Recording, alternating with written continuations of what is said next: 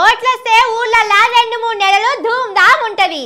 తిన్నోళ్లకు తిన్నంత, తాగినోళ్లకు తాగినంత. కథ ఎట్లా తయారు చేసిందంటే ఊళ్ళోళ్ళు పైసలు తీసుకుంటేనే ఓట్లేస్తారు. వాళ్ళకు చదువు రాదు, ఏం రాదు. మందు సీసా 100 నోటు చూపిస్తే చాలు ఓట్లు మాకే పడతాయని పార్టీలోళ్ళు అనుకుంటారు. ఎప్పుడు ఓట్లొచ్చినా అదే కథ నడుస్తుంటది. కానీ తప్పు చేస్తున్నది చదువు రానోళ్ళు కాదు, బాగా చదువుకున్నోళ్ళు. నమ్ముతలేరా? ఇగో ఈ వార్త చూడండి, మీకే తెలుస్తుంది.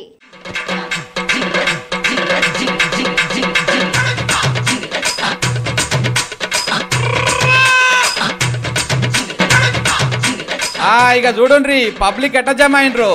అన్నదానంగా జరుగుతుంది అనుకునేరు, అది అన్నదానం కాదులో, పైసల దానం. కాంగ్రెస్ వల్ల ఓటుకు నోటు దానం అన్నట్టు.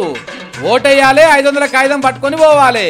ఇది ఏడనో కాదు, మహబూబాబాద్ జిల్లా తొర్రూరు కాడ. ఓటేసి బయటికి రాగానే ఇగో ఏలు చూసి చేతిలో 2 500 రూపాయల కాగితాలు పెట్టి పంపిస్తున్నారు. గంత పబ్లిక్ గా పైసలు ఇస్తారా ఎవరన్నా? ఉట్టి ముచ్చట్లు చెప్తున్నామని అనుమానిస్తే ఇగో ఈ అక్కను చూడుండ్రి, ఆ గుంపులకెళ్ళి బయటకు వచ్చి కాగితాలు లెక్క పెట్టుకుంటూ పోతుంది.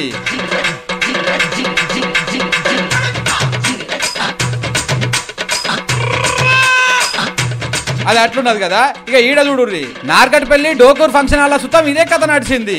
కాంగ్రెస్ క్యాండిడేట్ చింతపండు నవీన్ కు ఓటేయాలని ఇగో ఇట్లా పైసలు వంచిండ్రు. ఇది ఎరకాయ అక్కడికి పోయిన అశోక్ అనే ఇండిపెండెంట్ క్యాండిడేట్ ఫోన్ వలగొట్టిర్రు.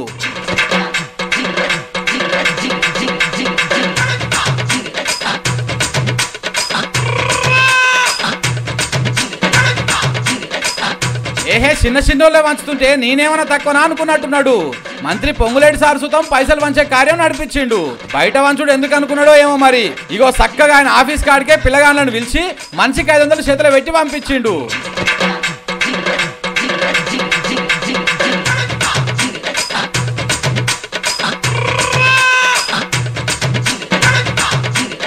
అయినా ఓట్లేస్తే పైసలు వంచుడు నడుస్తూనే ఉంటది కదా. మీరు ఇంతగానం పచ్చి ఎందుకు చూపిస్తున్నారు అనుకోకూరు మీరు. కానీ అసలు ముచ్చట ఏంటంటే పైసల కోసం లైన్లు కట్టిన వాళ్ళు అందరూ డిగ్రీ దాకా చదువుకొని జరంతా తెలివికొచ్చిన వాళ్ళే. పీజీలు చదివి కొలువులు చేసే వాళ్ళు సుతం ఉన్నారు. ఓటేస్తందుకు పైసలు తీసుకోవద్దని వాళ్ళందరికీ ఎరికే. అయినా గానీ ఇట్లా కాంగ్రెస్ వాళ్ళు ఇచ్చిన 500కు 1000 రూపాయలకు ఆశపడి పోయిండ్రు. కానీ పైసలు తీసుకొని ఓటేస్తారని ఊరోళ్ళని బదనాం చేస్తారు కదా. సోషల్ మీడియాలో పెద్ద పెద్ద పోస్టులు కూడా పెడతారు. కానీ చూడుండ్రి వీళ్ళు ఏం చేస్తున్నారు. వీళ్ళు ఓట్లు వచ్చే వరకు ఇట్లా వీళ్ళు కూడా పైసల కోసం ఎగబడుతున్నారు.